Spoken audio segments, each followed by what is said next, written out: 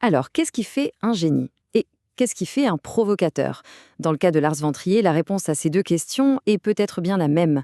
On va plonger aujourd'hui dans l'univers de l'un des cinéastes les plus clivants et les plus fascinants du cinéma moderne. Voilà. Comme un caillou dans une chaussure. Cette seule phrase, c'est vraiment la clé pour comprendre toute la démarche du réalisateur danois. Son objectif, créer un art qui dérange, un art qu'on ne peut tout simplement pas ignorer. Pour vraiment saisir le personnage, le provocateur, il faut remonter un peu. Il faut comprendre le rebelle qui est en lui. Parce que Lars von Trier a bâti toute sa carrière en allant à contre-courant, en défiant les règles. Et ça a commencé bien avant son premier film, en fait. Il est donc né Lars Trier, dans une famille de communistes. Et puis pendant ses études de cinéma, hop, il s'ajoute ce von, qui sonne très aristocratique. C'est un premier signe en quelque sorte de son goût pour la mise en scène, pour la construction d'un personnage, y compris le sien. Mais ce n'est pas tout.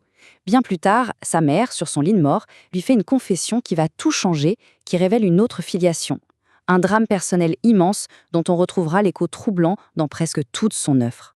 Et puis, on arrive au milieu des années 90. Et là, simplement briser les règles, ça ne lui suffit plus. Non.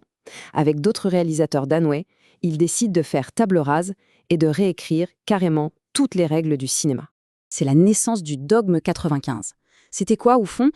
Eh bien, c'était un manifeste, un mouvement pour purifier le cinéma. L'idée, c'était de dire non à tout ce qui est artifice, les effets spéciaux, les retouches, bref, toutes les illusions du cinéma. C'était vraiment une claque envoyée au visage d'Hollywood qu'ils jugeaient boursouflée et totalement artificielle. Et pour ça, ils ont établi des règles très, très strictes. On les a appelées le vœu de chasteté. Alors attention, ce n'était pas juste pour se compliquer la vie. Non, ces contraintes forçaient un retour à l'essentiel. L'objectif, c'était une narration à l'os, complètement brute. Tout ce qui comptait, c'était le jeu des acteurs et la puissance du sujet. Son film Les Idiots en est l'exemple parfait. Et ce qui est assez fou, c'est que c'est justement avec ces méthodes hyper radicales que von Trier va devenir une figure incontournable du cinéma mondial. Un paradoxe, oui, mais qui lui a valu les honneurs des plus grands festivals. Parce qu'il faut le dire, le style von Trier, on le reconnaît tout de suite. Ses thèmes de prédilection, la souffrance, le sacrifice, la détresse psychologique, c'est sombre. Mais visuellement, c'est un mélange unique. Il y a des images sublimes, presque majestueuses, qui viennent se heurter à un naturalisme hyper cru. Et puis, il y a cette obsession pour les personnages féminins, des femmes complexes, souvent au bord du gouffre. Et le festival qui va le plus l'adorer, c'est Cannes. C'est une longue histoire d'amour. En 96, Breaking the Waves gagne le Grand Prix. En 2000, c'est la consécration suprême, la Palme d'Or pour Dancer in the Dark. Et même en 2011, Kirsten Dunst est sacrée meilleure actrice pour Mélancolia. Bref, pendant des années, Cannes a été sa maison. Mais 2011, c'est l'année de la rupture. C'est là, à Cannes, sur la scène même de ses plus grands succès, que le provocateur va prendre le dessus sur l'artiste. Et le faire chuter, mais chuter lourdement. On est donc le 18 mai 2011, en pleine conférence de presse pour son film Mélancolia. Quelqu'un pose une question sur ses origines allemandes et son utilisation de la musique de Wagner. Et là, von Trier part dans un monologue, complètement décousu et qui va s'avérer absolument désastreux. Il prononce ces mots. C'est peut-être, dans son esprit, une tentative d'humour noir, une provocation de plus.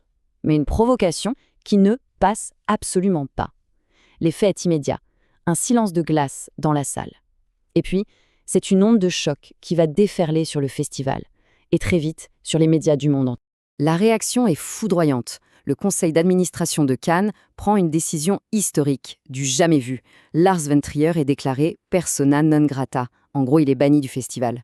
Lui, de son côté, publiera des excuses officielles, mais c'est trop tard. Le mal est fait. Alors la question, c'est pourquoi ? Comment expliquer un tel dérapage ?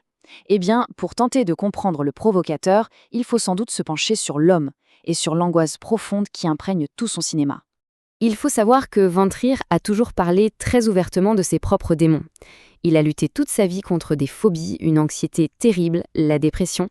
Et ces tourments, ce ne sont pas juste des anecdotes, c'est littéralement la matière première de ses films. Quand on regarde Antichrist ou Mélancolia, on ressent cette détresse mentale. Et puis, plus récemment, on a appris qu'il était atteint de la maladie de Parkinson. Finalement, sa carrière, c'est la parfaite illustration de son caillou dans la chaussure. Les scandales et les chefs-d'œuvre, chez lui, tout est lié. Impossible de séparer les deux. Chaque film est un défi, une façon de forcer à regarder des vérités qui dérangent et de questionner les limites de ce que l'art peut ou doit faire. Au final, l'héritage de Lars von Trier est incroyablement complexe. Il laisse derrière lui cette question, une question éternelle et qui n'a pas de réponse facile. Peut-on séparer l'artiste de l'art? Et même, doit-on le faire? Surtout quand cet art, aussi dérangeant soit-il, force à regarder en face tout ce qu'on préférerait ignorer.